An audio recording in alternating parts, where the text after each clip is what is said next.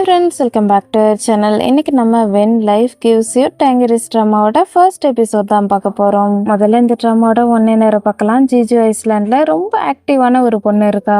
அவளோட வாழ்க்கையில் சின்ன பிள்ளையிலேருந்து வயசாகிற வரைக்கும் என்னெல்லாம் நடக்குதுன்றது தான் இந்த ட்ராமாவோட முழு கதையுமே. இந்த ட்ராமாவோட டைட்டிலில் இருக்கிற டேங்கரின்ஸ்க்கு என்ன அர்த்தம்னு கொரியன் ட்ராமா பார்க்குறவங்களா இருந்தீங்கன்னா கண்டிப்பாக உங்களுக்கு தெரிஞ்சிருக்கும். ஏன்னா நிறைய கொரியன் ட்ராமாவில் கண்டிப்பாக இந்த பழத்தை பற்றி ஏதாவது ஒரு இடத்துல மென்ஷன் பண்ணியிருப்பாங்க.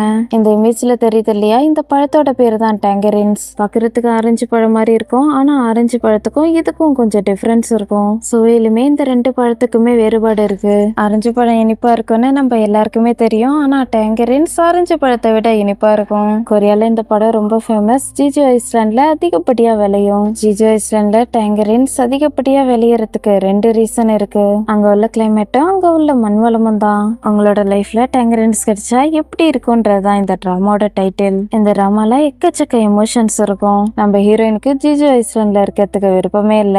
சியோலுக்கு போயிட்டு நல்லா பணக்கார பையனை கல்யாணம் பண்ணிக்கணும்ட்டு விருப்பப்படுவா. அதே சமயத்துல இதே ஊர்ல இருக்கிற நம்ம ஹீரோவுக்கு ஹீரோயினை சின்ன பிள்ளைல இருந்தே ரொம்ப பிடிக்கும். அடுத்தது காதலாவும் மாறும். ஹீரோவும் ஹீரோயினும் ஒண்ணு சேர்ந்தாங்களா, எல்லாம் சியோலுக்கு போயிட்டு பணக்காரனை கல்யாணம் பண்ணிக்கிட்டு ஹாப்பியா வாழ்ந்தாங்களான்றதையும், அப்புறம் நம்ம ஹீரோயினோட வாழ்க்கையில சின்ன பிள்ளைல இருந்து வயசாகிற வரைக்கும் என்னெல்லாம் நடந்துச்சுன்றதுதான் நம்ம இந்த ட்ராமால பார்க்க போறோம். ஹீரோ ஹீரோயினை சுத்தி கதை வர மாதிரி ட்ராமாவை நிறைய பார்த்திருப்போம். ஆனா இந்த ட்ராமால கதைக்கு ரொம்ப இம்பார்ட்டன்ஸ் கொடுத்திருப்பாங்க. எல்லா கேரக்டர்ஸுமே அவங்களோட ரோல ரொம்ப அழகா நடிச்சிருப்பாங்க. இந்த ட்ராமால காமெடி, லவ், சென்டிமெண்ட் இது எதுக்குமே பஞ்சம் இருக்காது. ஷார்ட்டா சொல்லணும்னா இந்த ட்ராமாவை நம்ம கண்டிப்பா மிஸ் பண்ணவே கூடாது. இந்த ட்ராமாவோட 2 கிளிப்ஸ் மட்டும்தான் பார்த்தேன். அதை பார்த்ததுமே இந்த ட்ராமாவை முழுசா பார்க்கணும்னு தோணுச்சு. ஆனா பாக்குறதுக்கு டைமே கிடைக்கல, அதனால லேட்டா பார்த்துக்கலான்னு விட்டுட்டேன். உங்கள சில பேர் இந்த ட்ராமாவை எக்ஸ்பிளைன் பண்ண சொல்லி கேட்டிருந்தீங்க. நான் இன்னும் இந்த ட்ராமாவை பார்க்கல, அதனால உங்க கூட சேர்ந்து பார்க்கலான்ட்டு முடிவு பண்ணிட்டேன். ஓகே, இதோட இந்த ட்ராமாவோட இன்ட்ரோ முடியுது. வாங்க நம்ம இந்த ட்ராமாவோட ஃபர்ஸ்ட் எபிசோட பார்க்கலாம். ஃபர்ஸ்ட் சீன்ல வயசானவங்க சில பேர் நோட்ல வரைஞ்சிட்டு இருப்பாங்க. சில பேர் தங்களோட மனசுல என்ன ஓடிட்டு இருக்குன்னு எழுதிட்டு இருப்பாங்க. ஒரு பாட்டி எதுவும் எழுதாம இருப்பாங்க. அவங்களோட கையில கிரேயான்ஸை கொடுத்துட்டு, போயம் எழுதுறது அவ்வளோ ஒன்றும் கஷ்டம் கிடையாது, உங்களோட மனசுல என்ன தோணுதோ அதை எழுதுங்கன்னு ஒரு லேடி சொல்லுவாங்க. ஒக்சிம்னு ஒரு பாட்டி என்ன எழுதியிருக்காங்கன்னு பார்க்கலாம். ஒக்சிம், எனக்கு சாப்பாடு எடுத்துட்டு வா, என்ன பாரு, எனக்கு சாப்பாடு எடுத்துட்டு வா. சாப்பாடுன்னு என்னோட வாழ்க்கை மொத்தமும் சாப்பாடு சமைக்கிறதுலே போயிடுச்சுன்னு எழுதியிருப்பாங்க. இந்த பாட்டி ரொம்ப பாவம். அவங்களோட வாழ்க்கை மொத்தமும் அவங்களோட குடும்பத்துக்காக சாப்பாடு சமைச்சு கொடுக்கறதுலயே செலவிட்டு இருக்காங்க. இப்ப கடைசி காலத்துல திரும்பி பார்க்கும்போது குடும்பத்துக்காக சமைச்சு கொடுத்ததை தவிர வேற எதுவுமே இல்ல. திரும்பவும் அந்த லேடி பேசுவாங்க, உங்களோட வாழ்க்கையில நீங்க அதிகமா சொல்லணும்னு நினைச்ச விஷயங்களை எழுதுங்கன்னு சொல்லுவாங்க. வயசானவங்கள மதிங்க, பை லீ பியான் சியோன்னு ஒரு தாத்தா எழுதியிருப்பாரு. அடுத்து இன்னொரு தாத்தா என்ன எழுதியிருக்காருன்னு பார்க்கலாம். என்னோட பார்வை திறனும் கேட்கிற தன்மையும் குறைஞ்சிக்கிட்டே இருக்கு. முதுகு வலி என்ன கொண்டுகிட்டு இருக்கு. என்னோட மகனே மகளே என்ன பார்க்கறதுக்காக சீக்கிரமா வாங்கன்னு எழுதியிருக்காரு.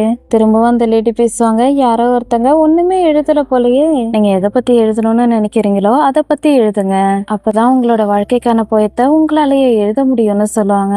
இவ்வளவு நேரம் இந்த ட்ராமாவோட ஹீரோயின் எதுவுமே எழுதியிருக்க மாட்டாங்க. இப்பதான் வரைய ஆரம்பிப்பாங்க. ஒரு கிரையான்ஸ் எடுத்து ஃபுல்லா கலர் பண்ணிட்டு இருப்பாங்க. இவங்க என்ன வரைஞ்சிருக்காங்கன்னு உங்களுக்கு தெரியுதா? கடல்ல தான் வரைஞ்சிருப்பாங்க. இவங்களோட மனசுல ஆழமா பதிஞ்சிருக்கிறது கடல் தான் போல. நெக்ஸ்ட் சீன்ல எதையோ யோசிச்சுக்கிட்டு கடலுக்கும் பக்கத்துல நடந்து போய்கிட்டு இருப்பாங்க. எனக்கு 70 வயசு ஆனதுக்கு அப்புறம் என்ன சொல்லணும்னு நினைப்பேன்னு அப்ப எனக்கு தெரியாது. அப்பெல்லாம் நான் தினமும் சொல்லிட்டு இருந்த வார்த்தை என்ன நானு மனசுக்குள்ள நினைச்சிட்டு அம்மான்னு சொல்லுவாங்க. கொஞ்ச நேரத்திலே அம்மா கடலுக்குள்ள இருக்கிற மாதிரி தெரியும். அம்மா அம்மான்னு சொல்லி கத்த ஆரம்பிச்சிருவாங்க. இப்ப இவங்க சின்ன பிள்ளையா இருந்தப்ப என்ன நடந்துச்சுன்னு பார்க்கலாம். கரையில நின்னுகிட்டு அம்மா அம்மான்னு கத்திக்கிட்டே இருப்பா. அம்மா கடலுக்குள்ள இருப்பாங்க. இங்க இருந்து போன்னு கைய ஆட்டுவாங்க. அம்மா சீக்கிரமா வா, ஏன் நீ இப்படி பண்ணிட்டு இருக்க, எதுக்காக எப்பவும் நீ மட்டும் கடைசியா வர, அம்மா உனக்கு உன்னோட பொண்ணை விட கடல் நத்தை தான் முக்கியமாயிடுச்சான்னு கேப்பா. இவ பாட்டுக்கு கத்திக்கிட்டே இருப்பா. ஆனா அம்மா கண்டுக்காம திரும்பவும் தண்ணிக்குள்ள போயிடுவாங்க. அம்மா, எதுக்காக நீ திரும்பவும் தண்ணிக்குள்ள போன, என்ன கோவப்படுத்தணும்ன்றதுக்காகவே நீ இது மாதிரிலாம் பண்ணிட்டு இருக்கியான்னு கேப்பா. இது எல்லாமே 1960ல நடந்தது. அம்மாவு மாதிரியே இன்னும் சில லேடிஸ் தண்ணிக்குள்ள போயிட்டு கடல் நத்தை எடுத்துட்டு வருவாங்க. ஆனா அவங்க எல்லாம் கரைக்கு சீக்கிரமாவே வந்திருப்பாங்க. அம்மா மட்டும்தான் லேட்டா வருவாங்க. எசன் கத்திட்டு இருக்கத பார்த்துட்டு அவங்க பேசுவாங்க, உங்க அம்மா பேராசை பிடிச்சவங்க இப்போதைக்கு தண்ணியை விட்டு வெளில வர மாட்டாங்க. உங்க அம்மாவை விட்டுட்டு மிஸ்டர் யாங்கோட கண்ணத்தை பாரு, செவந்து போயிருக்குன்னு சொல்லுவாங்க. நான் தான் சொல்றேன்ல, வெயிலால தான் என்னோட கண்ணா செவந்து போயிருக்குன்னு சொல்லுவான். ஓ, வெயிலால செவந்துருச்சாப்பா, உன்னோட குட்டி இதயம் காயப்படுதுன்னு எங்களுக்கு தெரியுது, ஆனா ஏசனுக்கு தான் அது தெரிய மாட்டேங்குதுன்னு ஒருத்தர் சொல்லுவாங்க. இது பத்தாதுன்னு அடுத்து இன்னொருத்தவங்க பேசுவாங்க, நீங்க எல்லாம் இமேஜின் பண்ணி பாத்தீங்களா? ஹனியோட பொண்ணு மட்டும் மின் வியாபாரிய கல்யாணம் பண்ணிக்கிட்டானா ஜிஜு ஐஸ்லாண்ட்ல பிசினஸ் இல்லாம போயிடும்னு சொல்லுவாங்க. இவங்க பேசுறதெல்லாம் கேட்டு ஏசனுக்கு கோவமா வரும். யாங் கிட்ட வருவா. பாத்தீங்களா அவ போறானே இன்னொரு லேடி வேற சொல்லிட்டு இருப்பாங்க. இருந்த கோவத்துக்கு அவன் கையில ஒரு கூட வச்சிருப்பான். அதை உதைச்சு தள்ளி விட்டுருவா. யாராவது உன்னோட தலையில அடிச்சிட்டாங்களா என்ன? எப்ப பாரு எதுக்காக உன்னோட கண்ணா செவந்து போயிருக்குன்னு கேட்டுட்டு அவ பாட்டுக்கு போயிடுவா. பாத்தீங்களா திரும்பவும் அவனை கண்டுக்காம போயிட்டான்னு சொல்லிட்டு இருப்பாங்க. எங்க பக்கத்துக்கு சமத்து பையன் மாதிரி தெரியுது. இவ உதைச்சு தள்ளி விட்டு கூட எடுக்கிறதாக போவான். ஏசன் அம்மாவை விட்டுட்டு போறதாவே இல்ல. என்னோட அம்மா என்ன பெத்ததுக்கு பதிலா கடல் நத்தையவே பெத்திருக்கலாம்னு சொல்லிட்டு இருப்பா. யாங் இவங்க எடுத்துட்டு வந்த கடல் நத்தையவும் சீவீடையும் கணக்கெடுத்துட்டு இருப்பான். மிஸ்டர் யாங் நீங்க எங்களுக்கு சரிசமமா பணத்தை கொடுக்கணும்னு ஒரு லேடி சொல்லிட்டு இருப்பாங்க. அம்மா இப்ப தண்ணிக்குள்ள இருந்து வெளில வந்திருப்பாங்க. நிறைய சீவீடு எடுத்துட்டு வந்திருப்பாங்க. சீவீடுன்றது கடல் வாழ் தாவரம். கடலுக்கு அடியில தான் இருக்கும். இந்த சீவீடு எடுக்கிறதாக கடலுக்கு அடியில நீ ரொம்ப தூரம் போயிருப்ப போலயே. உன்னை கொல்ல போறது இந்த கடல் கிடையாது. உன்னோட பேராசை தான் உன்னை கொல்ல போகுது. பேராசைன்றது கடலை விட பயங்கரமானது. அதுதான் உண்மை. சரி அதெல்லாம் விடுங்க. அந்த பாட்டிக்கு என்னாச்சு? அவங்க எப்படி இருக்காங்கன்னு கேட்பாங்க. அவங்களோட லங்ஸ் சரியாகிறதுக்கு வாய்ப்பே இல்லை. நம்ம இந்த பேக்ல என்ன வைக்கிறோமோ அதை வச்சுதான் அவங்களால உயிர் வாழ முடியும். அதனால நாம அவங்கள உயிர் வாழ வைக்கலாம்னு சொல்லிட்டு அவங்களோட வேலையை பார்த்துட்டு இருப்பாங்க. நம்ம ஹீரோட பேரு யாங் ஹுவான்சிக். நம்ம ஹுவான்சிக்னு சொல்லலாம். இதுல சீவீட் மட்டும்தான் இருக்கா? என்னோட அம்மா கொஞ்சமாவது கடல் நத்தை கேட்டாங்கன்னு சொல்லுவான். அந்த பக்கம் கொஞ்சம் இருக்கு பாருப்பான்னு சொல்லுவாங்க. ஸ்ப்ரிங் சீசன்ல கடல் நத்தை ரொம்ப குட்டியா இருக்கும். அதனால அவங்க சாப்பிடறதுக்கு பெருசா எதுவும் இருக்காதுன்னு சொல்லிட்டு அம்மாவோட கடல் நத்தையை எடுத்து வச்சிட்டு இருப்பாங்க. அம்மாக்கு இதெல்லாம் பார்த்து கோவம் வர ஆரம்பிச்சிடும். எல்லாத்தையும் அப்படியே கொடுத்துறேன், ஏன் கொஞ்சம் கொஞ்சமா எடுத்துக்கிட்டு இருக்க, அப்படியே மொத்தமா எடுத்துக்கொன்னு கத்துவாங்க. பாத்தீங்களா திரும்பவும் ஆரம்பிச்சுட்டான்னு இன்னொரு லேடி சொல்லிட்டு இருப்பாங்க. அந்த பாட்டிக்கு மொத்தமா 3 பசங்க இருக்காங்க.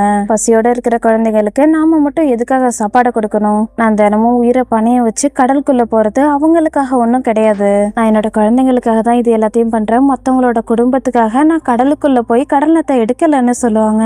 அம்மா இப்பவும் இதே மாதிரிதான் பேசுவாங்க போல. இவங்க பேசுறதெல்லாம் மத்தவங்களுக்கு விருப்பமே இல்ல. நீ ஸ்பெஷல்னு நினைச்சிட்டு இருக்கியா? இது எல்லாத்தையும் யாரு உனக்கு கத்து கொடுத்தா? நீ எப்படி உன்னோட குழந்தைங்களுக்கு சாப்பாடு கொடுக்கற நிலைமையில இருக்கன்றத மறந்துட்டியான்னு கேட்பாங்க. நான் கடலுக்குள்ள இருந்து என்ன சாப்பிடறதுக்காக எடுத்துட்டு வரணும் அதை நம்பிதான் என்னோட குழந்தைங்க இருக்காங்க. உங்களை மாதிரியே தான் அதோட வயசான பாட்டிக்கு சாப்பாடு கொடுக்கற அளவுக்கு நம்ம கிட்ட வசதி கிடையாது. என்னால என்னோட கடல் நத்தையை விட்டு கொடுக்க முடியாதுன்னு அம்மா கட் அண்ட் ரைட்டா சொல்லிடுவாங்க. ஒருவேளை நீ படுத்த படிக்க ஆகிட்டேன்னா இவங்களுக்கு பண்றதா உனக்கும் நாங்க பண்ணுவோம்னு சொல்லுவாங்க. நான் எப்பவுமே படுத்த படிக்க ஆக மாட்டேன்னு அம்மா இப்பவுமே போல்டா தான் பேசுவாங்க. ஹனியோ தனியா பிறந்து தனியாவே இறந்துருவா போல. நம்ம யாராலையும் தனியா எதையும் பண்ண முடியாது. ஒருவேளை நம்ம அவ்வளவு நல்லவங்களா இருந்தா டிராகன் ராஜா எதுக்காக இருக்காருன்னு கேட்பாங்க. அடுத்து இன்னொருத்தவங்க பேசுவாங்க. உன்னோட புது ஹஸ்பண்ட் உன்னை சாட்டிஸ்ஃபை பண்ணுவான்னு நான் எதிர்பார்த்தேன். ஆனா நீ எப்போதும் போல பேராசை பிடிச்சவளா தான் இருக்க. சோம்பேறியா இருக்கிற உன்னோட புருஷனை உன்னால எப்படி வேலைக்கு அனுப்ப முடியும்? கடல் நத்தை தான் ரொம்ப உயர்ந்ததுன்னு நீ நினைச்சிட்டு இருக்கியா? நம்ம எல்லாருமே ஏழைங்க தான். இங்க வரும்போது நம்ம எல்லாரும் ஒன்னா தானே வந்தோம். நமக்கு யாரு உள்நீச்சல் அடிக்க கத்து கொடுத்தாங்கன்னு நானாவது ஞாபகம் வச்சிருக்கேன். ஹாலிம் பாட்டி நமக்காக பண்ணதை நீ மதிக்கலனா ஸ்னைல் ஃபிஷ் அளவுக்கு கூட நீ ஒர்த்து கிடையாதுன்னு சொல்லுவாங்க. ஸ்னைல் ஃபிஷ்ன்றது ஒரு வகை மீன். சின்னதா இருக்கும். அதோட அந்த மீன் கடலுக்கு அடியில மட்டும்தான் இருக்கும். ஒருவேளை நீ என்னை விட ரொம்ப பெட்டரானவன்னு நினைச்சிட்டு இருந்தேன்னா அப்புறம் எதுக்காக உன்னோட புருஷனோட முகம் பேரலைஸ் ஆகி இருக்குன்னு அம்மா கேட்பாங்க. அவரு வெள்ள பனியில தூங்கினாரு, அதனாலதான் அப்படி ஆகிருக்குன்னு சொல்லுவாங்க. அவரு எப்பவாவதுதான் சாப்பிடுறாரு, அதனாலதான் அவரோட முகம் பேரலைஸ் ஆகிருக்கு. சொல்லு, இப்ப நான் சொன்னதெல்லாம் தப்புன்னு நீ சொல்ல போறியா என்ன? நீ ஒன்னும் என்னை விட பெட்டர் கிடையாது. அதனால என்கிட்ட இதே மாதிரிலாம் பேசாதன்னு சொல்லி டம்ப் பண்ணி விட்டுருவாங்க. என்ன இருந்தாலும் உன்ன மாதிரி நான் ஒன்னு 2 புருஷனுக்கு குழந்தை பெத்துக்கலன்னு சொல்லி அம்மாவை அவமானப்படுத்துவாங்க. இவங்க பேசுறது மத்தவங்களுக்கும் பிடிக்காது. போதும் நிறுத்துன்னு சொல்லுவாங்க. எப்போதுமே நம்ம வீட்டுக்கு போறதுக்கு முன்னாடி அவ சண்டை போடுறது வழக்கமா நடக்கிறது தானேன்னு சொல்லிட்டு இருப்பாங்க. இந்த முறை அம்மா அவங்க கிட்ட பதிலுக்கு பேசக்கூட தயாரா இல்ல. அவங்களோட கூடைய உதச்சு தள்ளி விட்டுட்டு கிளம்பிடுவாங்க. அந்த லேடிக்கு இதனால கோவமா வரும். எல்லாத்தையும் தள்ளி விட்டுட்டேன்னு சொல்லி புலம்பிக்கிட்டே எடுத்து வச்சிட்டு இருப்பாங்க. அச்சோ எல்லாமே வேஸ்டா போயிடுச்சுன்னு இன்னொருத்தவங்க சொல்லுவாங்க. ஒரு பொண்ணு வாழறதுக்காக போராடுறானா அவளோட வழியில குறுக்கவே வரக்கூடாதுன்னு இன்னொருத்தவங்க சொல்லுவாங்க. உனக்கு எதையாவது உதைக்கணும்னு தோணுச்சுன்னா உன்னோட புருஷனை உதைக்க வேண்டியது தானே, எதுக்காக என்னோட கூடைய உதைச்சேன்னு கத்திக்கிட்டே இருப்பாங்க. அம்மா இவங்க சொல்றதெல்லாம் கண்டுக்கவே மாட்டாங்க. பொண்ணு கூட்டிட்டு கிளம்பிடுவாங்க. அடுத்து இவங்களோட வீட்டை கட்டுவாங்க. வீட்டுக்கு வந்ததும் துணியெல்லாம் துவைச்சு காய போட்டுட்டு வீட்டு வேலையை பார்த்துட்டு இருப்பாங்க. ஏசன் தண்ணி எடுத்துட்டு வந்து செடிக்கெல்லாம் ஊத்திக்கிட்டு அம்மா கிட்ட பேசிட்டு இருப்பா. உங்களால உங்களோட பொண்ணுக்காக ஒரு செகண்ட கூட செலவிட முடியல. நான் போட்டியில ஜெயிச்சிருக்கேன், ஆனா நீங்க நத்தைய பத்தி மட்டும் தானே கவலைப்பட்டுட்டு இருக்கீங்கன்னு கேட்பா. போயம் எழுதுறதால என்ன கிடைச்சிட போகுது? அதனால வீட்டுக்கு கடன் நத்தை கிடைக்குமான்னு கேட்பாங்க. அம்மா நான் எழுதின போயத்தை நீங்க படிக்கலாம்ல, ஸ்கூல்ல நான் 2வது பிரைஸ் வாங்கியிருக்கேன்னு சொல்லுவா. நீ போயிட்டு உன்னோட பாட்டி கிட்ட காட்டு, ஓ குடும்பத்துக்கு நல்லா படிக்கிறவங்கள பிடிக்கும், போயிட்டு அவங்க கிட்ட இதை காட்டி சொல்லு, இதுக்கப்புறமும் என்ன ஸ்கூல்ல படிக்க வைங்கன்னு சொல்லுன்னு சொல்லுவாங்க. அம்மா பாட்டி என்ன வெறுக்கிறாங்க, தினமும் என்ன பார்க்கும் போதெல்லாம் அவங்களுக்கு உங்களோட ஞாபகம் தான் வருதான், அதனாலதான் அவங்களுக்கு என்ன பார்த்தாலே சுத்தமா பிடிக்க மாட்டேங்குதுன்னு சொல்லுவா. உன்னோட வீட்டுக்கு போயிட்டு சாப்பிடுன்னு சொல்லி அம்மா இவளை அனுப்ப வைப்பாங்க. அவங்க கூடவே சாப்பிட்றேன்னு அவங்க கிட்ட சொல்லிட்டேன்னு அம்மாவுக்கு உதவி பண்ணிட்டு இருப்பா. உன்னோட ஸ்டெப் ஃபாதர் வந்துருவாரு, கிளம்புன்னு சொல்லுவாங்க. அம்மாவுக்கும் முதல்ல ஒரு கல்யாணம் ஆகியிருக்கும், அவருக்கும் இவங்களுக்கும் பிறந்த பொண்ணுதான் ஏசன். ஆனா அவரு இறந்துட்டாரு போல, அதனாலதான் இப்ப 2வது கல்யாணம் பண்ணிருக்காங்க. அதோட இப்ப இவங்களுக்கு இன்னும் 2 குழந்தைங்களும் இருக்காங்க. அவரு வரப்போறதெல்லாம் நினைச்சு நான் கவலைப்பட போறதில்ல. உங்க கூட நைட்டு சாப்பாடு நான் சாப்பிடக்கூடாதா, நீங்க எடுத்துட்டு வந்த சீவீடை வச்சு சமைக்கிற சாப்பாடு எனக்கு வேணும்னு சொல்லுவா. ஓ குடும்பத்தோட பொண்ணு அவங்களோட குடும்பத்துல மட்டும்தான் சாப்பிடணும்னு சொல்லி அம்மா இப்பவும் சிடு சிடுன்னு பேசிட்டு இருப்பாங்க. அங்கிள் எனக்கு எல்லோ குரோக்கர் கூட தரமாட்டாருன்னு சொல்லுவா. எல்லோ குரோக்கர்ன்றது ஒரு வகை மீன், அதோட அந்த காலத்துல பணக்காரங்க மட்டும்தான் அந்த மீனை சாப்பிடுவாங்க. அவங்களோட முதல் ஹஸ்பண்ட் வீட்டுல பணக்காரங்க போல, அதனாலதான் அந்த மீனை சாப்பிடுறாங்க. அவங்க எல்லாம் சாப்பிடும்போது தன்னோட பொண்ணுக்கு மட்டும் கொடுக்க மாட்டேங்கிறாங்கன்னு நினைக்கும் போது அம்மாவுக்கு கஷ்டமா இருக்கும். நீ என்ன சொல்லிட்டு இருக்க, அவரு உனக்கு கொடுக்க மாட்டாரான்னு கேட்பாங்க. அவரு சொல்றாரு, நல்லா படிச்சு நல்ல கிரேட் வாங்குற பொண்ணு கூட இருக்கிறதுன்றது அவரோட பையனோட குட்லக்க திருடுற மாதிரியாம். ஜாங்கோ கிளாஸ்ல கடைசி மார்க் வாங்குறதுக்கு நான் தான் காரணம்னு சொல்றாரு. சாப்பிடும்போது எப்பவுமே என்ன ரொம்ப மோசமா ட்ரீட் பண்ணுவாரு, எனக்கு ரொம்ப கஷ்டமா இருக்கும், அதனால நான் சரியா கூட சாப்பிட மாட்டேன். நான் எப்பெல்லாம் இங்க வரேனோ அப்பெல்லாம் எனக்கு தொண்டையை அடைக்க ஆரம்பிச்சிடுது. அம்மா நான் உங்க கூடவே இருந்துருவா, இப்ப இல்லைனாலும் அப்புறமா நான் உங்க கூடவே இருந்துருவா. ஏம்மா நான் உங்க கூட இருக்க கூடாதா, எப்பவும் நான் உங்க கூட இருக்க கூடாதான்னு கேப்பா. உனக்கு எதுக்காக தொண்டையை அடைக்குது, நீ ஏதாவது தப்பு பண்ணியா என்ன, நீ இப்படி எல்லாம் பண்ணினா யாருக்கும் உன்னை பிடிக்காது, முதல்ல இங்க இருந்து கிளம்பு, உன்னை நீ தான் பாத்துக்கணும், அவங்களுக்கு உன்னை பிடிக்கிற மாதிரி நடந்துக்கோன்னு சொல்லுவாங்க. ஸ்டெஃபாதர் வருவாரு. சன்னியே நீ திரும்பவும் வந்துட்டியான்னு கேட்பாரு. அவளோட பேரு ஏசன், சன்னியே கிடையாது, நீங்க என்ன முட்டாளான்னு அம்மா கேட்பாங்க. ஏசன் நீ நைட் சாப்பாடு இங்க சாப்பிடலையான்னு கேட்பாரு. இல்ல நான் கிளம்புறேன்னு சொல்லிட்டு அழுதுகிட்டே தலைய தொங்க போட்டுக்கிட்டு கிளம்பிடுவா. இவ சோகமா போறத பார்க்கும்போது அம்மாவுக்கும் கஷ்டமா இருக்கும், ஸ்டெஃபாதருக்கும் கஷ்டமா இருக்கும். ஏசன் செடிக்கு தண்ணி ஊத்திருப்பா இல்லையா, ஒரே ஒரு ட்ரேல மட்டும் அதிகமா தண்ணி ஊத்திருப்பா. இந்த வாண்டு இருக்காளேன்னு சொல்லிட்டு ட்ரேவை தூக்குவாங்க. கீழே பார்த்தோம்னா சிகரெட் இருக்கும். நிறைய தண்ணி ஊத்தி வேணும்னு சிகரெட்டை நினைச்சு வச்சிருப்பா. அம்மாவுக்கு இதை பார்க்கும்போது கஷ்டமா இருக்கும், நமக்கு வலியை கொடுக்கறதே இந்த பொண்ணுக்கு வேலையா போயிடுச்சுன்னு சொல்லுவாங்க. இப்போ ஒரு பிளாஷ்பேக் யோசிச்சு பார்ப்பாங்க. செடிக்கு தண்ணி ஊத்தும் போது அம்மா நீங்க சிகரெட் பிடிச்சீங்கன்னா அது உங்களை கொன்னுடுன்னு சொல்லிட்டு இருப்பா. அம்மாவுக்கு சிகரெட் பிடிக்கிற பழக்கம் இருக்கு, அவங்க அதை விடணும்ன்றதான் இப்படி பண்ணிருப்பா. நைட்டு ஹஸ்பண்ட் பேசுவாரு. ஏசன நீ நம்ம கூடவே இங்கேயே தங்க வச்சுக்கலாமல, உண்மையை சொல்லணும்னா அங்க இருக்கிறத விட இங்க இருக்கும்போதுதான் அவன் நல்லபடியா இருப்பான்னு சொல்லுவாரு. உங்களோட குடும்பத்துக்காக நீங்க எதுவுமே பண்ணல, அதனால உங்களோட வேலையை மட்டும் பாருங்க.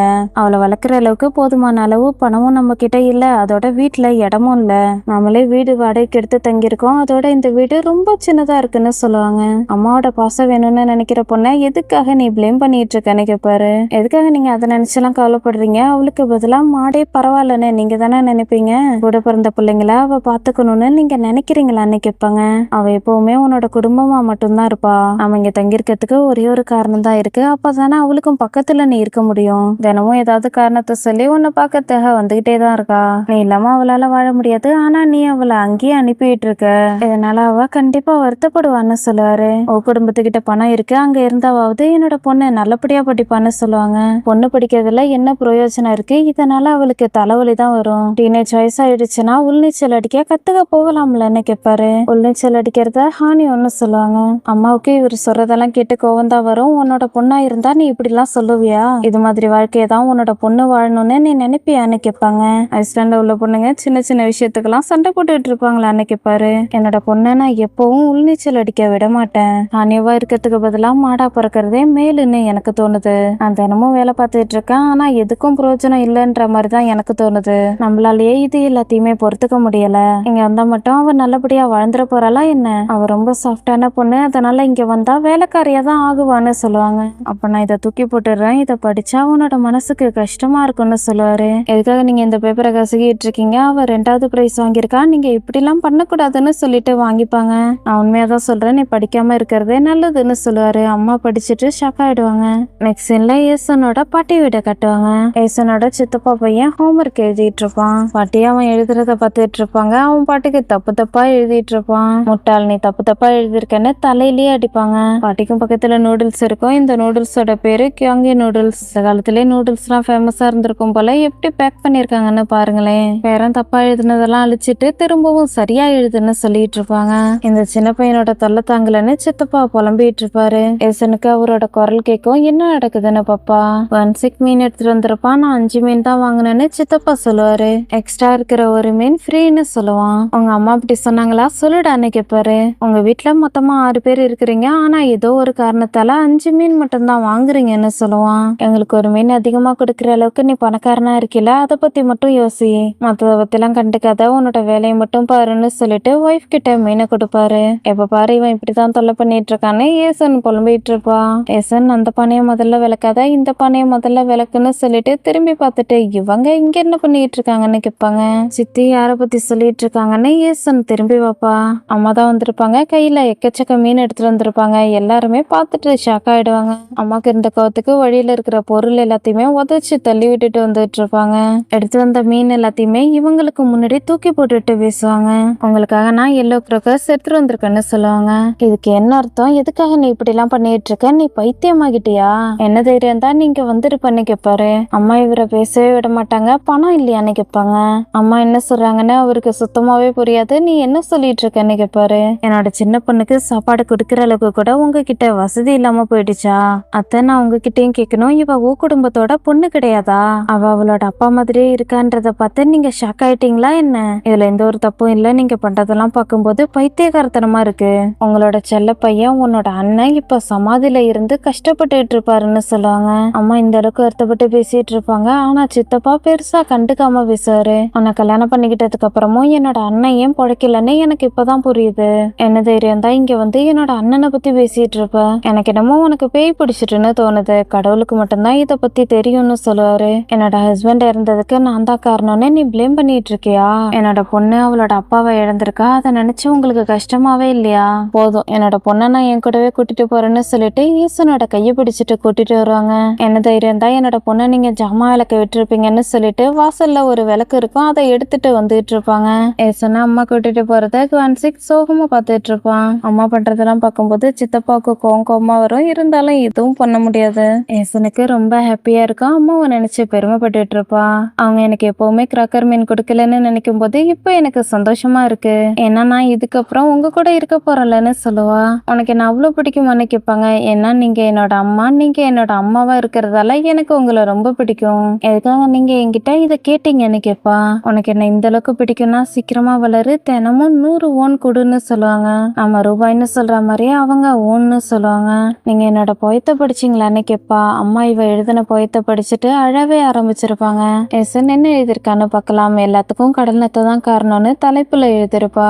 ஏசன் இப்போ 3வது தான் படிச்சுட்டு இருக்கா. இந்த வயசுலயே அவ எந்த அளவுக்கு அழகா எழுதிருக்கான்னு பார்க்கலாம். தினமும் நாள் முழுக்க கடல் நத்தை கடல் நத்தை கடல் நத்தை மட்டும்தான், புயலே வந்தா கூட கடல் நத்தை கடல் நத்தை கடல் நத்தை மட்டும்தான், சொந்த பொண்ணை விட கடல் நத்தை தான் அவங்களுக்கு உயர்ந்தது. கடலுக்குள்ள அம்மா போகும்போது அம்மா சீக்கிரமா வாங்கன்னு நான் கத்திக்கிட்டே இருப்பேன். கடலுக்குள்ள ஆழமா போக போக இந்த அளவுக்கு குளிரா இருக்கும்னு எனக்கு தோணிக்கிட்டே இருக்கும். ஒருவேளை அம்மா கடலுக்கு அடியில மணலுக்கும் கீழே புதஞ்சு கிடக்கிற சிப்பியை தேடுறாங்களா, ஒருவேளை அம்மாவால மூச்சு விட முடியாம போயிடுச்சா, கரைக்கு எப்போ வருவாங்க, எதுக்காக அவங்களோட பொண்ணு கரையிலேயே அவங்களுக்காக காத்திருக்கணும், இது எல்லாத்துக்குமே அந்த கடல் நத்தைகள் மட்டும்தான் காரணம். இந்த கடல் நத்தையை கண்டுபிடிக்கிறதுக்காக ஒரு நாளைக்கு 100 ரூபாய் கிடைக்கும். அந்த 100 ரூபாய நான் தரத்துக்கு தயாரா இருக்கேன், என்னோட அம்மாவோட ஒரு நாளை திரும்ப வாங்குறதுக்காக. கடலுக்குள்ள போறதாலதான் அம்மாவுக்கு முதுகு வலி வருது, அவங்களுக்கு இருமல் வந்துகிட்டே இருக்கு. ஒரு நாளைக்கு 100 ரூபாய் கிடைச்சா போதும், என்னோட அம்மா ஒரு நாளைக்கு ரெஸ்ட் எடுப்பாங்கன்னு எழுதி முடிச்சிருப்பா. அம்மா படுற கஷ்டத்தை ஒரு பக்கத்துல எழுதி முடிச்சிட்டா. அம்மாவுக்கு ரொம்ப கஷ்டமா இருக்கும், படிச்சுட்டு அழுதுகிட்டே இருப்பாங்க. இது மாதிரி எழுதுற பொண்ணை பத்தி நீ எப்பவாவது கேள்விப்பட்டிருக்கியா, எப்படி நான் இந்த அளவுக்கு லக்கியா இருக்கேன்னு சொல்லி கண்ணை தொடச்சிக்கிட்டே பேசிட்டு இருப்பாங்க. அம்மா தான் எழுதுற போயத்தை படிச்சிருக்காங்கன்னு நினைக்கும் போது ஏசனுக்கு ரொம்ப ஹாப்பியா இருக்கும். தினமும் எனக்கு 100 ரூபாய் கொடு, அப்ப நான் கடலுக்குள்ள போகவே மாட்டேன், அப்பதான் ஒரு நாள் முழுக்க என்னால என்னோட பொண்ணு கூட நேரத்தை செலவிட முடியும்னு சொல்லுவாங்க. எதுக்காகம்மா எனக்கு 2வது பிரைஸ் கொடுத்திருக்காங்கன்னு கேட்பா. ஜட்ஜுக்கு கண்ணு தெரியல, அதனாலதான் உனக்கு 2வது பிரைஸ் கொடுத்திருக்காங்கன்னு சொல்லுவாங்க. உங்களுக்கு பிடிக்கலையாம்மான்னு கேட்பா. அவங்க எதுக்காக உனக்கு 2வது பிரைஸ் கொடுத்தாங்க, கண்டிப்பா உனக்கு முதல் பிரைஸ் தான் கொடுத்துருக்கணும்னு சொல்லி கையை நீட்டுவாங்க. அம்மாவுக்கு தன்னோட போயம் பிடிச்சிருக்குன்னு நினைக்கும் போது ஏசனுக்கு ரொம்ப ஹாப்பியா இருக்கும். ஓடிந்து அம்மாவோட கையை பிடிச்சுக்குவா. 2 பேரும் சேர்ந்து ஒன்னா நடக்க ஆரம்பிப்பாங்க. வீட்டுக்கு வந்ததுமே என்னோட பொண்ணை தப்பாலாம் ட்ரீட் பண்ணக்கூடாது, ஒரு நீ அப்படி ஏதாவது பண்ணினா உன்னை உதச்சு தெருவுல துரத்தி விட்டுருவேன்னு சொல்லுவாங்க. உனக்கு கிடைச்ச 2 ஹஸ்பண்டும் வேணா லக்கு இல்லாம இருக்கலாம், ஆனா இப்படி உனக்கு குழந்தை குழந்தை கிடைச்சதுக்கு நீ ரொம்ப லக்கின்னு சொல்லுவாரு. இவ ரொம்ப சேட்டை பிடிச்ச பொண்ணுன்னு சொல்லி ஏசனுக்கு பொத்தி விடுவாங்க. இது மாதிரி பொண்ணை எப்பவா இருந்தாலும் நான் ஏத்துக்கிறதுக்கு தயாரா இருக்கேன்னு சொல்லுவாரு. அம்மா அவங்களோட ட்ரெஸ் தச்சுக்கிட்டே பேசுவாங்க. என்னோட அம்மா அப்பாவுக்கு நிறைய கடன் இருந்துச்சு. என்னோட முதல் புருஷன் படுத்த படுக்கையா இருந்தாரு. ரெண்டாவது புருஷன் எந்த ஒரு வேலையும் செய்யாம இருக்காரு. இது எல்லாத்தையுமே நான் ஏத்துக்கிட்டேன். இது என்னோட விதி. இந்த சுமைய நான் சுமக்க வேண்டியது இருக்கு. யாரா இருந்தாலும் எப்பெல்லாம் வாய்ப்பு கிடைக்குதோ அப்பெல்லாம் என்னோட முதுகுல ஏறதான் பாப்பாங்க. ஆனா இந்த சின்ன பொண்ணு எப்போதுமே என்னோட முதுகுல இருந்து இறங்க தான் பாப்பா. உங்களோட சுமைய நானும் சுமக்கிறேன்னு இப்ப பாரு என்கிட்ட கேட்டுக்கிட்டே இருக்கா. அவ இப்படிலாம் பண்றத பார்க்கும்போதுதான் அவ கொஞ்சம் சேட்டை பிடிச்ச பொண்ணு மாதிரி தெரியும். அதனாலதான் மத்தத பத்தி நினைக்கிறத விட இவளை பத்தி நினைக்கும் போது எனக்கு ரொம்ப கஷ்டமா இருக்குன்னு சொல்லுவாங்க. நீ வெயிட் பண்ணி பாரு, கடைசி வரைக்கும் இந்த சேட்டை பிடிச்ச பொண்ணுதான் உன்னை நல்லபடியா பாத்துக்க போறான்னு சொல்லுவாரு. என்ன பண்றது, நான் ஒன்னுத்துக்கும் உதவாத அம்மாவா இருக்கேன். கனவு காணுறதுக்கு கூட பயப்படுற ஒரு அம்மாவா தானே நான் இப்பவும் இருக்கேன். என்னால இப்போதைக்கு அவளை விட்டுட்டு போக முடியாது. அவ கூடவே நான் இருக்கணும்னு நினைக்கிறேன். இவ நல்லா படிச்சு பெரிய ஆளாகிறத நான் பாக்கணும். அப்ப நான் அவ கூட இருக்கணும். என்னோட வார்த்தையை வேணா குறிச்சு வச்சுக்கோ. ஒரு நாள் இல்லைன்னா ஒரு நாள் அடுத்த ஹான் சியோக் போங்கா என்னோட பொண்ணு ஆகதான் போறான்னு சொல்லுவாங்க.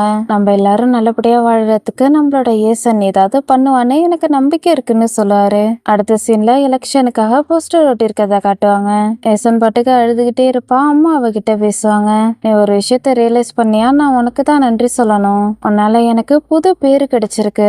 நீ கிளாஸோட வைஸ் பிரசிடண்டா இருக்கிறதால வைஸ் பிரசிடண்டோட அம்மான்னு எனக்கு பேர் கிடைச்சிருக்கு. வா நம்ம ரைஸ் கேக் சாப்பிட்டுக்கிட்டே இதை செலிப்ரேட் பண்ணலான்னு கூப்பிடுவாங்க. நான் வைஸ் பிரசிடண்டா ஆகணும்னு ஆசைப்பட்டேன்னு யாரு உங்ககிட்ட சொன்னான்னு கேப்பா. எல்லா துறையிலுமே இப்படித்தான் இருக்கும். நீ இதை பெருசாவே எடுத்துக்க கூடாது. எல்லா கேப்டனுக்கு பின்னாடியும் வைஸ் கேப்டன் ஒருத்தங்க லீட் பண்றதுக்கு தயாரா இருப்பாங்க. எல்லாருமே முதல் இடத்துல இருக்கணும்னு ஆசைப்பட்டாங்கன்னா யாருதான் வைஸ் பிரசிடண்டா இருக்கிறது? ரெண்டாவது இடத்துல இருக்கிறவங்களுக்கு தான் அதிக பவர் கிடைக்கும்னு சொல்லி சமாதானப்படுத்த ட்ரை பண்ணுவாங்க. யாராவது ரெண்டாவது இடத்துல இருக்கணும்னு ஆசைப்படுவாங்களான்னு சொல்லி அழுதுகிட்டே கத்திட்டு இருப்பா. நான் எப்பவுமே ஸ்கூல் படிக்கும் போது கிளாஸ் லீடரா இருந்ததே கிடையாது.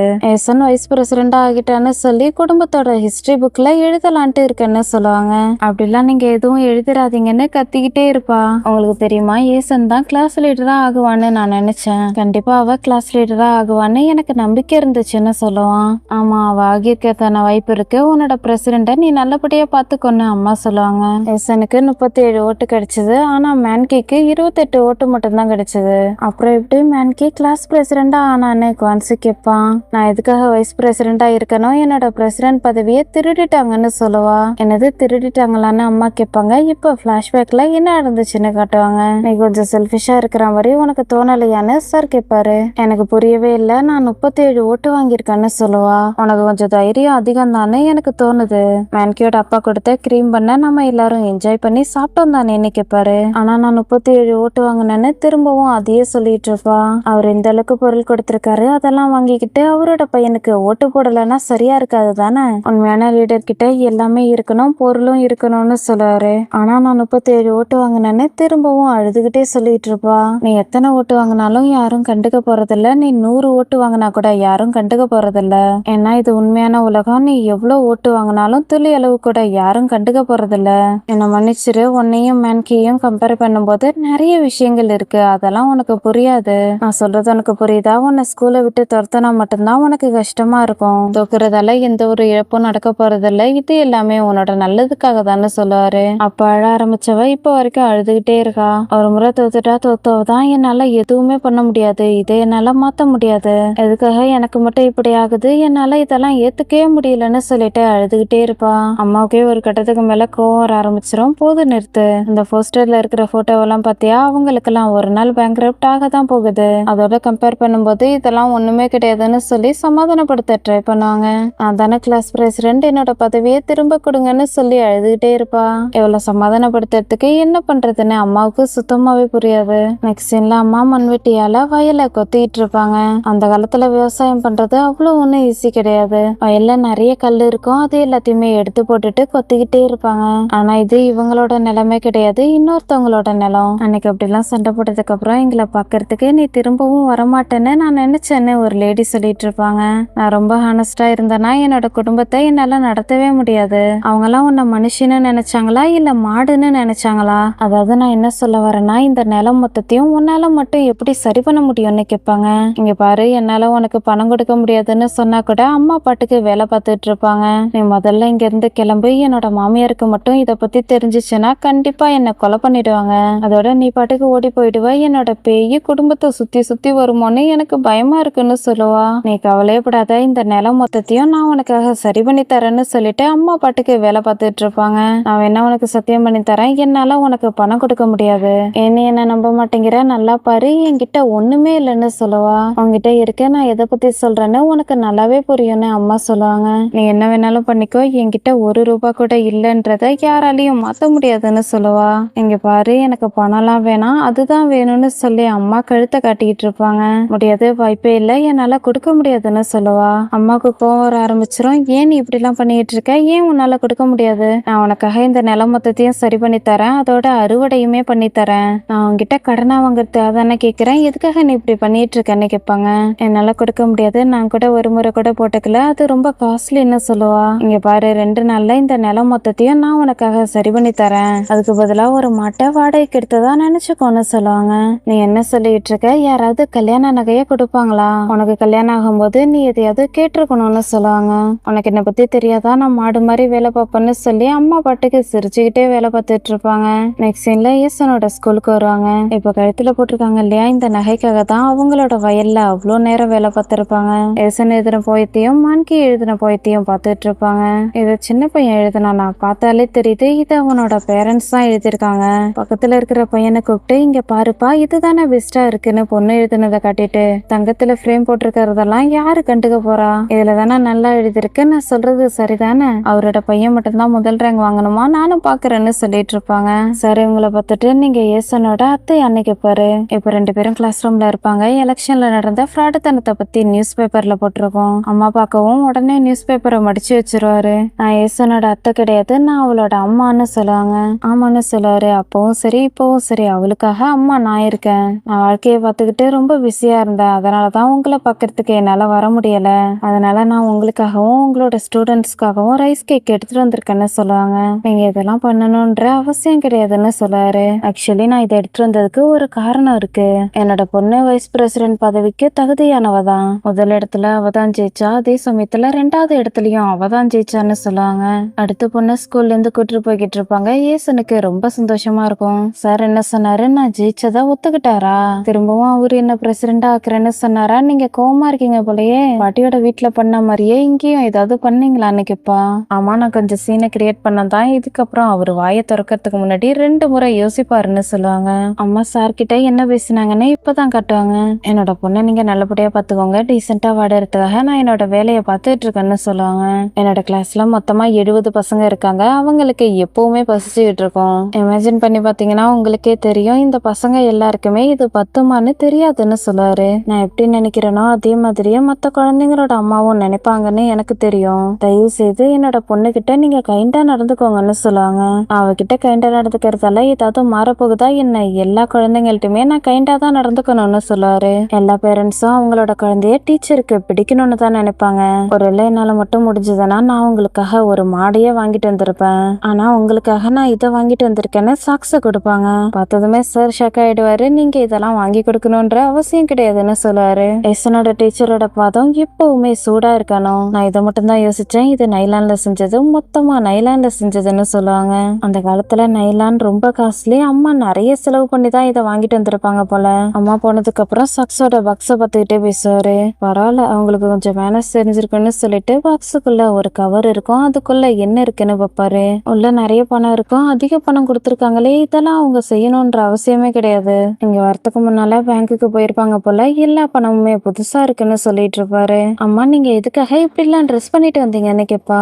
ஏன்னா கடலோட வாடை என் மேல வரக்கூடாதுன்னு நினைச்சேன், அதனாலதான். எப்பவுமே டீச்சருக்கு மரியாதை கொடுக்கணும்னு சொல்லிதான் என்ன வளர்த்தாங்க, அதனால என் மேலயோ இல்ல ரைஸ் கேக் மேலயோ உப்போட வாடை வரக்கூடாதுன்னு நினைச்சேன். உன்னோட டீச்சர் சொல்றத கேளு, அப்பதான் உன்னால ரொம்ப தூரம் போக முடியும். உன்னோட டீச்சர் மாதிரியே நீயும் சேர்ல உட்காந்துக்கிட்டு எழுதிக்கிட்டே சம்பாதிச்சா எவ்வளவு நல்லா இருக்கும்னு சொல்லுவாங்க. ஆனா அவரு என்னோட பிரசிடென்ட் பதவியை திரும்ப கொடுக்க மாட்டாரு தானே, நீங்க அவருக்கு தொடப்போம் அது மாதிரி ஏதாவது வாங்கி கொடுக்கணும்னு எதிர்பார்க்கிறாருன்னு நினைக்கிறேன். ஏதாவது கொடுத்தாதான் எனக்கு பிரசிடென்ட் பதவி கிடைக்கும்னு நினைக்கிறேன். நான் இதை பத்தியே தான் யோசிச்சுட்டு இருக்கேன். எனக்கு என்னமோ வைஸ் பிரசிடென்டா இருக்கிறது பெட்டர்னு தான் தோணுது. பிரசிடென்ட் வார்த்தைக்கு முன்னால வைஸ்ன்ற ஒரு வார்த்தை சேர்ந்து இருக்கு, அவ்வளவுதான். மத்தபடி நாங்க 2 பேரும் ஒரே மாதிரி தான். எப்போதும் காலையில எல்லாருக்கும் முன்னாடி அட்டென்ஷன் தலை வணங்குங்கன்னு என்னால சொல்ல முடியாது. மத்தபடி எனக்கும் அவனுக்கும் இருக்கிற வேலை ஒரே மாதிரி தான். அட்டென்ஷன் எல்லாரும் தலை வணங்குங்கன்னு மேன்கி சொல்லும் போது நான் என்னோட மனசுக்குள்ளேயே சொல்லிக்கிறேன். உண்மையா சொல்லணும்னா வைஸ் பிரசிடென்டா இருக்கிறது பெட்டர் தானே எனக்கு தோணுதுன்னு சொல்லுவா.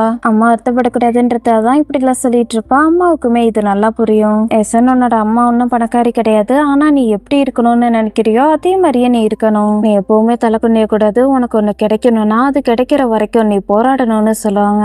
அம்மா நீங்க பின்வாங்கலன்னா நானும் எப்பவுமே பின்வாங்க மாட்டேன். அம்மா நான் பெரிய பிள்ளையா ஆனதுக்கு அப்புறம் முதல்ல என்ன பண்ண போறேன்னு உங்களுக்கு தெரியுமான்னு கேப்பா.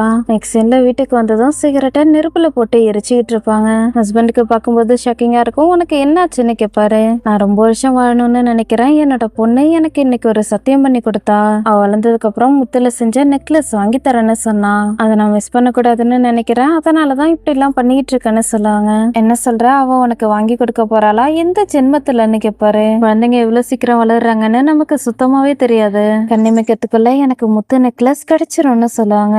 குழந்தைங்க மட்டும் சீக்கிரமா வளர மாட்டாங்க. நமக்கும் சீக்கிரமாவே வயசாயிடும். நான் இப்பதான் நியூஸ் பேப்பர்ல படிச்சேன். கொரியன் 52 வயசு வரைக்கும் தான் ஆவரேஜா வாடுறாங்கன்னு போட்டிருந்துச்சுன்னு சொல்லுவாரு. நான் 70 வயசுக்கு மேல பேரும் புகழோட என்ஜாய் பண்ணி வாடதான் போறேன். அதோட இப்ப நான் கஷ்டப்படுற இந்த சின்ன வழியெல்லாம் நினைக்கும் போது அப்ப எனக்கு சந்தோஷமா இருக்கும்னு சொல்லுவாங்க. முதல்ல அம்மா வச்சு இந்த சிகரெட்டை தான் எரிச்சிருப்பாங்க. இப்ப இவரு வச்சிருக்கிற சிகரெட்டையும் எடுத்துட்டு வந்து நெருப்புல போட்டுருவாங்க. வெயிட் பண்ணேன். ஆனா நான் இன்னும் சிகரெட் பிடிக்கிறத விடலையேன்னு சொல்லுவாரு. இன்னையில இருந்து நீங்களும் விட போறீங்கன்னு சொல்லிட்டு அம்மா சிரிச்சுட்டு இருப்பாங்க. இவருக்கு ரொம்ப கஷ்டமா இருக்கும். நீ என்ன விளையாண்டுட்டு இருக்கியான்னு கேட்பாரு. ஒவ்வொரு சீசன்லயும் டைங்கரன்ஸ் மரம் எப்படி மாறுதுன்னு நமக்கு காட்டுவாங்க.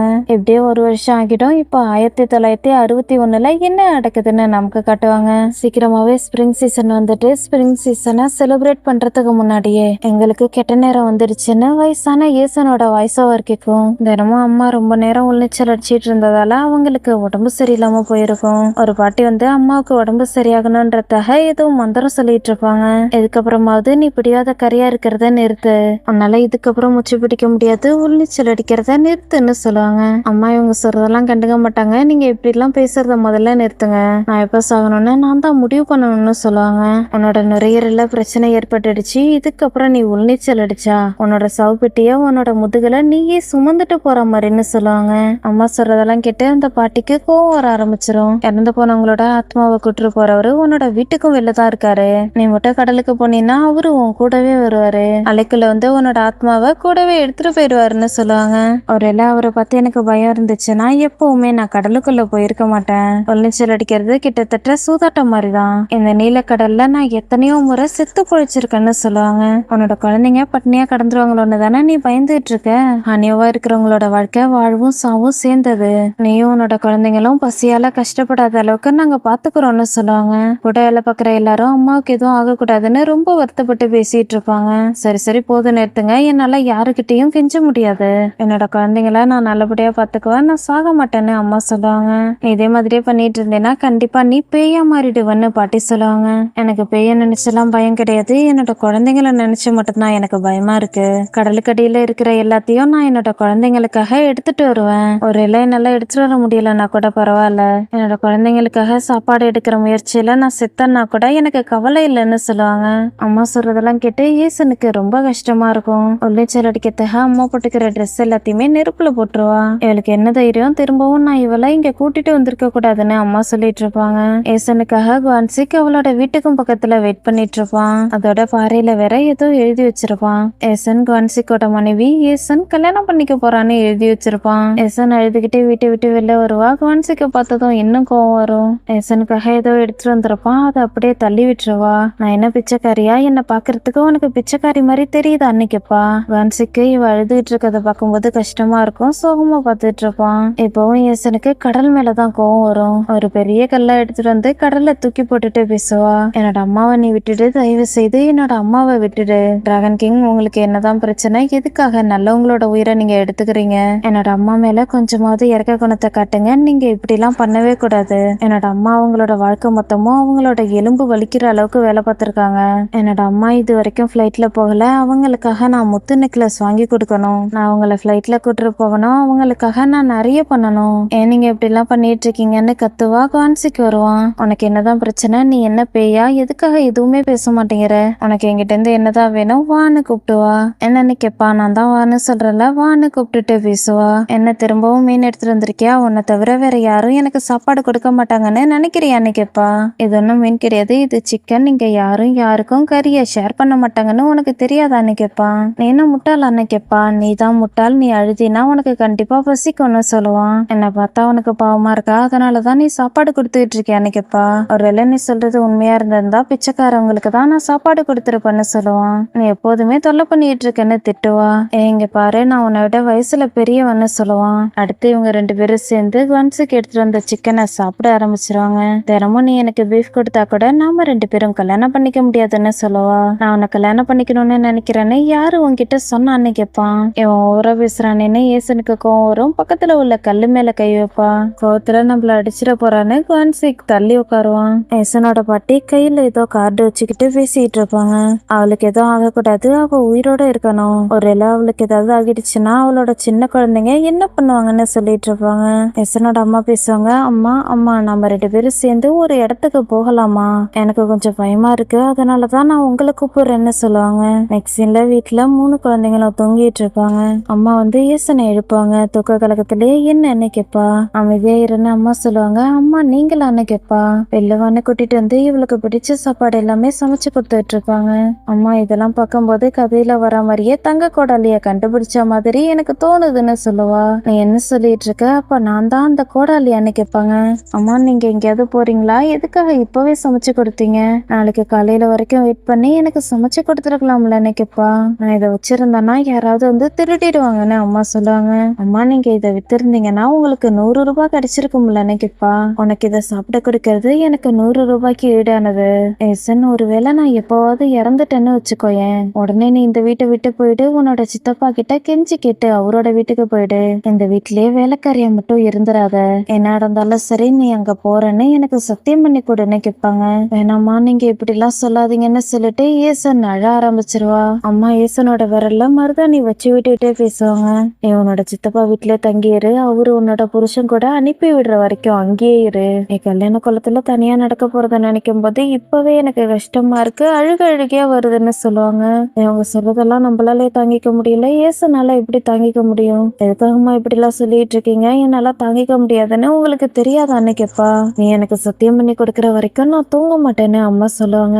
அப்பா ஏற்கனவே செத்துட்டாரு, இப்ப நீங்களும் சாக போறீங்க, எதுக்காக எல்லாரும் செத்துக்கிட்டு இருக்கீங்க? நான் பிறந்திருக்கவே கூடாதுன்னு எனக்கு தோணுதுன்னு சொல்லிட்டு அழுதுகிட்டே இருப்பா. ஏசன் எல்லாரோட பேரண்ட்ஸும் கண்டிப்பா ஒரு நாள் இறந்து போவாங்க, இது எல்லாருக்குமே நடக்கிறது தான். ஆனா பேரண்ட்ஸ் இறந்ததுக்கு அப்புறம் குழந்தைங்க கண்டிப்பா வாழணும். நீ கண்டிப்பா வாழ்வன்னு எனக்கு தெரியும். சில நேரத்துல வாழ்க்கை கொஞ்சம் கஷ்டமா தான் இருக்கும். என்னைக்காவது ஒரு நாள் இல்லைன்னா எப்பவாவது ஒரு நாள் வாழ்க்கை மொத்தத்தையும் விட்டு கொடுக்கலான்னு உனக்கு தோணுறதுக்கான வாய்ப்பு இருக்குன்னு சொல்லுவாங்க. அம்மா பேசுறதெல்லாம் கேட்கும்போது ஏசனுக்கு ரொம்ப கஷ்டமா இருக்கும். அவங்க முழுசா பேசுறதுக்கு விடவே மாட்டா. அம்மா போதும் நிறுத்துங்க, இதே மாதிரிலாம் பேசிட்டு இருக்காதீங்க, என்னால உங்களுக்கு சத்தியம் பண்ணி கொடுக்க முடியாது, நான் கடல் நத்தைய திங்க மாட்டேன்னு சொல்லி அழுதுகிட்டே இருப்பா. எவ்வளவு நேரம் அம்மா அவங்களோட அழுகைய கண்ட்ரோல் பண்ணிட்டு இருந்திருப்பாங்க.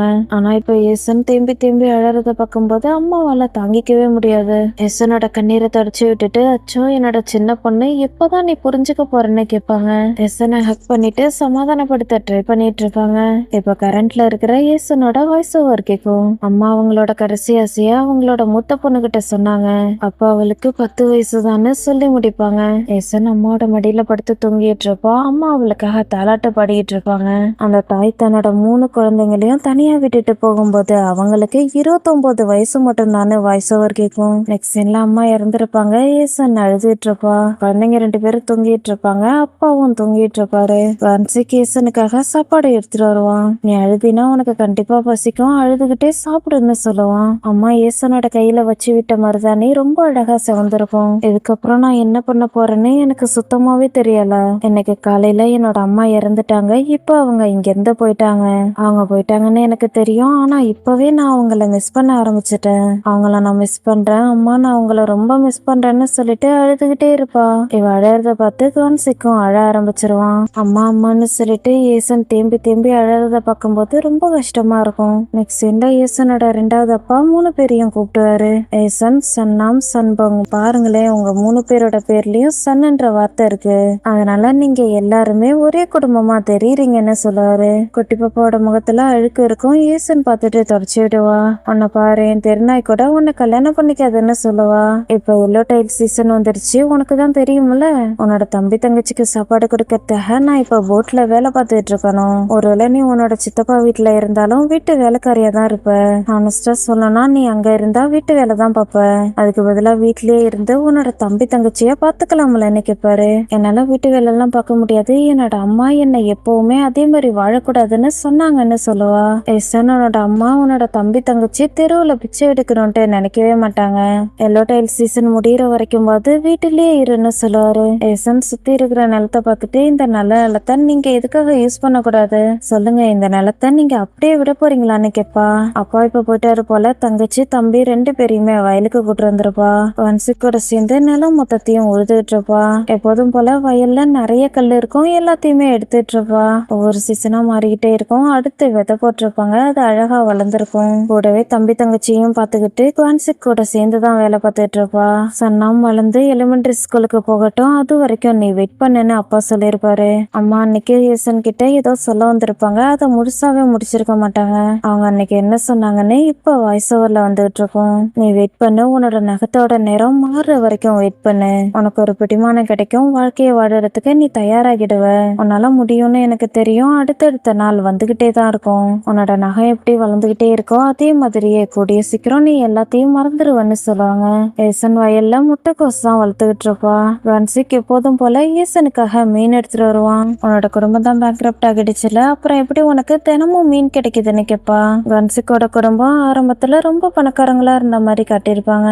ஆனா இப்ப பேங்க்ரப்ட் ஆனதால அந்த அளவுக்கு பணக்காரங்களா இல்ல போல.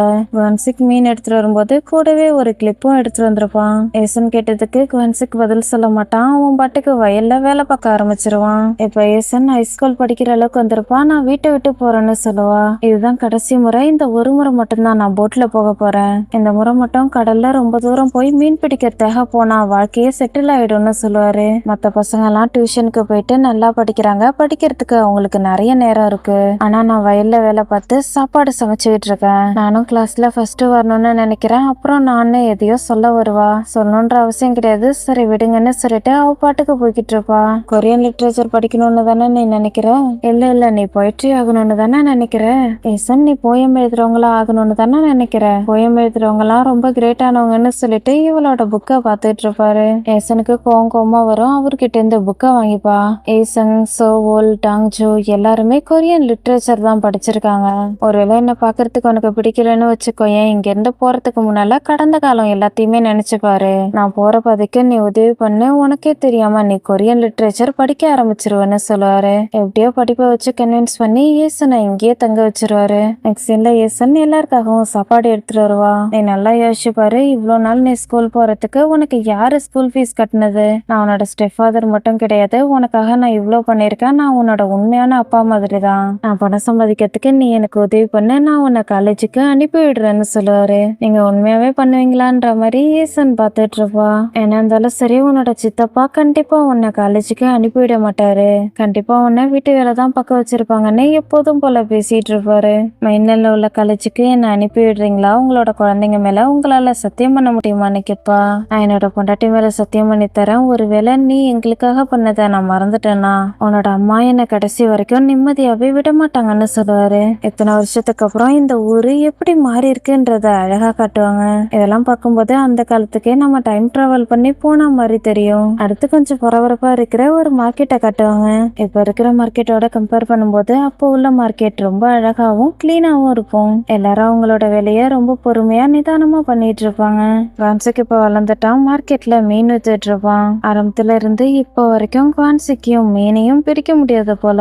ஒரு பாட்டி முட்டைக்கோசை பார்த்துட்டு இருப்பாங்க. உங்களுக்கு ஒண்ணு வேணுமான்னு கேட்பான். ஏன்னாப்பா நான் முட்டைக்கோசு அங்கத்தாக இங்க வந்தேன்னு பாட்டி சொல்லுவாங்க. எனக்கு தெரியும் உங்களுக்கு முட்டைக்கோசு வேணுமான்னு நான் கேட்கிறேன்னு சொல்லுவான். கடைக்கு முன்னால ஏசன் புக்கை வச்சு தன்னோட முகத்தை மறைச்சுக்கிட்டு உட்காந்துருப்பா. பாட்டி ஒரு மாதிரி பார்த்துட்டு இருப்பாங்க. என்னடா இந்த பொண்ணு இங்க உட்காந்துருக்க, அவன் பேசுறானேன்னு பார்ப்பாங்க. நீ முட்டைக்கோசிக்கிறியான்னு கேட்பாங்க. எல்லா முட்டைக்கோசும் ரொம்ப நல்லா இருக்கும், இது அவளோட முட்டைக்கோஸ் தான், வாங்கிக்கோங்கன்னு சொல்லுவான். பாட்டி ஒரு முட்டைக்கோஸ் வாங்கிக்கிட்டு இவங்கிட்ட பணம் கொடுப்பாங்க.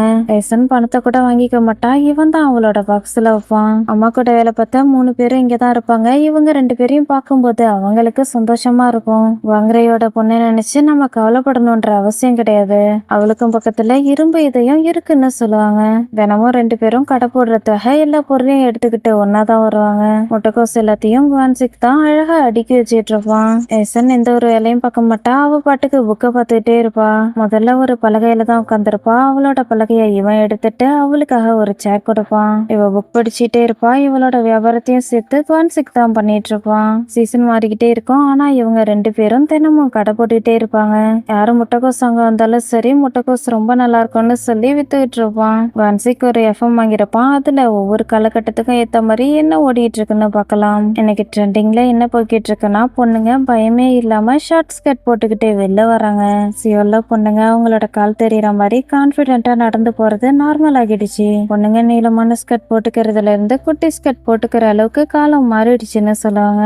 அடுத்து ஒரு வயசு வரும் குவான்சிக் ஏசனுக்காக முட்டைக்கோஸ் தான். ஏசனை குவான்சிக் தான் வளர்த்தான்னு சொல்றதுல எந்த ஒரு தப்பும் இல்லைன்னு சொல்லுவாங்க.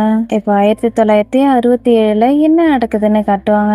ஒரு லேடி வந்து முட்டைக்கோஸ் பார்த்துட்டு இருப்பாங்க. இங்க இருக்கிற முட்டைக்கோஸ் எல்லாமே ரொம்ப நல்லா இருக்கும்னு சொல்லுவான். வன்சிக்கோட அம்மாவும் இங்கதான் இருப்பாங்க. பாத்தியா உன்னோட பையன் ரொம்ப நல்லா எக்ஸ்பிளைன் பண்றான்னு சொல்லுவாங்க. முட்டைக்கோஸ் எவ்வளோன்னு கேட்பாங்க. 1 வாங்கினா 50 ரூபா, 3 வாங்கினா 150 ரூபான்னு சொல்லுவான். என்னப்பா சொல்லிட்டு இருக்க, விலை ஒன்னும் சரியா இருக்கிற மாதிரி தெரியலையேன்னு கேட்பாங்க. இதுல எந்த ஒரு தப்பு இருக்குன்னு எனக்கு தோணல. 3 வாங்கினா 150 ரூபாங்கும் போது 1 வாங்கினா 50 ரூபா தானே, இது கணக்கு உங்களுக்கு தெரியுமில்லன்னு கேட்பா. இங்க பாருமா, எப்படி முட்டைக்கோஸ் வாங்கணும்னா நான் உங்ககிட்ட கேட்கல. அதோட எனக்கு ஒரு முட்டைக்கோஸ் தான் வேணும், 3 முட்டைக்கோஸ் வேணான்னு சொல்லுவாங்க. இங்க பாருங்க, அப்படி வித்தா எனக்கு எந்த ஒரு லாபமும் கிடைக்காது. எல்லாருமே கம்மி விலைக்கு முட்டைக்கோஸ் வாங்கணும்னு நினைக்கிறாங்க. அதனாலதான் நான் இப்படி பண்றேன்னு சொல்லுவா. நீ இப்படி பண்றதால எந்த ஒரு அர்த்தமும் இல்லைன்னு அந்த லேடி சொல்லுவாங்க. எப்போதும் போல குவான்சிக் வந்து பேசுவான். உங்களுக்கு ஒண்ணு தானே வேணும்னு கேட்பான். அம்மா ஒண்ணுதான் வேணும்னு சொல்லிட்டு வாங்கிட்டு போயிடுவாங்க. பாத்தீங்களா, ஹீரோ மாதிரி அவளை காப்பாத்துறதுக்காக போயிட்டான். சில நேரத்துல அவளுக்கு கை இருக்கான்னு எனக்கு டவுட் ஆகுதுன்னு குவான்சிக்கோட அம்மா சொல்லுவாங்க. நான் ஒன்னும் அவனை கட்டாயப்படுத்தல, அவனாதான் பண்ணிட்டு இருக்கான்னு சொல்லுவா. யாரும் என்கிட்ட எதையும் பண்ண சொல்லன்னு குவான்சிக் சொல்லுவான். அச்சோ கடவுளே, இவனை வளர்த்ததுக்கு பதிலா ஒரு தெருநாயவே வளர்த்துருக்கலாம்னு சொல்லுவாங்க. இங்க பாருப்பா, உங்க 2 பேரையும் திரும்பவும் சேர்த்து வச்சு உன்னோட பாட்டி பார்த்தாங்கன்னா சும்மாவே விட மாட்டாங்கன்னு ஒருத்தவங்க சொல்லுவாங்க. நீ என்ன சொல்லிட்டு இருக்க, வயசானவங்களை பார்த்து இவங்க 2 பேரும் பயப்பட போறாங்களான்னு கேட்பாங்க. பாட்டி கோவமா எல்லாரையும் இடிச்சு தள்ளி விட்டுட்டு வந்துட்டு இருப்பாங்க. இவங்க வராங்கன்னு தெரிஞ்சதும் ஏசன் கடகடன்னு ஓட ஆரம்பிச்சிருவா. குவான்சிக் பாட்டியை தடுக்கலான்ட்டு பார்ப்பான். முட்டைக்கோஸ் எல்லாத்தையுமே தள்ளி விட்டுருவாங்க. குவான்சிக் கீழே விழுந்த முட்டைக்கோஸ் எல்லாத்தையுமே எடுத்துக்கிட்டு இருப்பான். இந்த பொண்ணோட கடைக்கும் பக்கத்துல இவனோட கடையை போடாதன்னு உன்கிட்ட எத்தனை முறை சொல்றதுன்னு மருமகளை திட்டுவாங்க. அத்தை, நீங்க எதுக்காக இவ்வளவு தூரம் வந்திருக்கீங்கன்னு மருமக கேட்பாங்க. பொண்ணுங்க எப்பவும் அவங்களோட அம்மா மாதிரியே இருப்பாங்கன்னு நீ கேள்விப்பட்டதே இல்லையா? அவளை என்னால நம்பவே முடியல. அவளோட அம்மாவோட பேய் உன்னோட குழந்தைய சுத்தி சுத்தி வருதுன்னு சொல்லுவாங்க. ஏசன் பாட்டி சொல்றது எல்லாத்தையும் கேட்டிருப்பா. நான் என்னோட அம்மா மாதிரி கிடையாது, என்னோட அப்பாவும் மாதிரியே தான் இருக்குன்னு சொல்லிட்டு கிளம்பிடுவா. என்ன தைரியம் தான் நீ இப்படி எல்லாம் பேசிட்டு இருக்கன்னு பாட்டி அடிக்கத்தாக வருவாங்க. நான் உங்களோட பேரங்கிட்ட எனக்காக எதுவும் பண்ண வேணாம், நன்றின்னு சொல்லிட்டு ஓட ஆரம்பிச்சிருவா. இவ பாட்டுக்கு பாட்டிக்கிட்ட இருந்து தப்பிச்சா போதுன்னு ஓடிக்கிட்டே இருப்பா. நெக்ஸ்ட் சீன்ல நைட் டைம் இவ பாட்டுக்கு தனியா ஓடிட்டு இருப்பா. குவான்சிக் இவளோட கையை பிடிச்சுக்கிட்டு கூடவே ஓடி வருவான். நான் எத்தனை முறை வேணாம் நன்றின்னு சொன்னாலும் இவன் கேட்கவே மாட்டேங்கிறான். என்ன நடந்தாலும் சரி, இந்த முறை நான் திரும்ப போக போறது இல்லைன்னு சொல்லுவா. இதோட இந்த எபிசோட் முடியுது. இந்த ட்ராமா உங்களுக்கு பிடிச்சிருந்துக்கும்னு நினைக்கிறேன். ஏற்கனவே நான் உங்ககிட்ட கொஞ்சம் சென்டிமெண்ட் டைப்னு சொல்லியிருக்கேன் இல்லையா? இந்த ட்ராமால ஏசனோட அம்மா அவகிட்ட கடைசியா பேசுற டைலாக பேசும்போது எனக்கு ரொம்ப கஷ்டமா இருந்துச்சு. என்னால அழுகைய கண்ட்ரோலே பண்ண முடியல. முதல் எபிசோட்லயே இந்த அளவுக்கு அழுவன்னு துளி அளவு கூட எதிர்பார்க்கல. குறிப்பா இந்த சீன்ல என்னால அழுகைய கண்ட்ரோல் பண்ணவே முடியல. டைலாக பேசலான்னு பார்த்தா ஒரு டைலாக பேசி முடிக்கிறதுக்குள்ளேயே அழுக ஸ்டார்ட் ஆயிடும். எந்த அளவுக்கு அழுகைய கண்ட்ரோல் பண்ண ட்ரை பண்றனோ அதை விட பல மடங்கு அதிகமா அழுக வர ஸ்டார்ட் ஆயிடுது. என்னால முடிஞ்ச அளவுக்கு அழுகைய கண்ட்ரோல் பண்ணி கொஞ்சம் கேப் விட்டு தான் பேச ஆரம்பிச்சேன். இந்த சீனை முடிக்கிறதுக்கு எனக்கு ரொம்ப டைம் எடுத்துச்சு. இந்த டிராமா நம்மளோட வாழ்க்கையில நடந்த நிறைய பிளாஷ்பேக்கை ஞாபகப்படுத்தும். சின்ன பிள்ளையில அம்மா கூட இருந்த நிறைய மெமரிஸ் எனக்கு ஞாபகம் வந்துச்சு. என்னோட அக்கா ஏற்கனவே இந்த டிராமாவை பார்த்து முடிச்சிட்டாங்க. கொஞ்சம் சென்டிமெண்டா தான் இருக்கும்னு சொன்னாங்க. ஆனா இந்த அளவுக்கு சென்டிமெண்டா இருக்கும்னு நான் எதிர்பார்க்கவே இல்லை. ஓகே, இந்த டிராமா உங்களுக்கு பிடிச்சிருந்துக்கும்னு நினைக்கிறேன். இந்த எபிசோட் உங்களுக்கு பிடிச்சிருந்தா மறக்காம லைக், ஷேர் அண்ட் சப்ஸ்கிரைப் பண்ணுங்க. மறக்காம உங்களோட ஃப்ரெண்ட்ஸுக்கு ஷேர் பண்ணுங்க. நெக்ஸ்ட் எபிசோட்ல நான் உங்களை மீட் பண்றேன். until then bye, thanks for watching.